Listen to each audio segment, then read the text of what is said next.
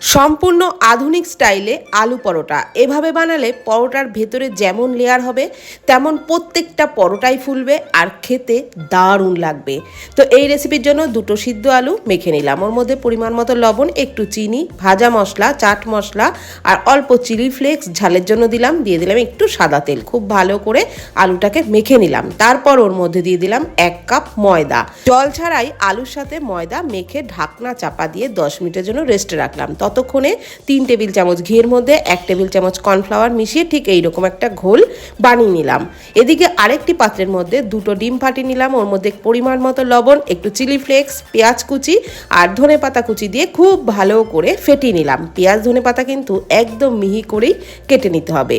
এদিকে যে ডোটা মেখে রেখেছিলাম তার থেকে লেচি কেটে নিয়েছি মিডিয়াম সাইজের করে। এক একটা লেচিকে নিয়ে একটু শুকনো ময়দা দিয়ে গোল পরোটা বেলে নিয়ে মাঝখানে ওই ঘোলটা মাখিয়ে তারপর চারি সাইডে এইভাবে করে কেটে নিলাম।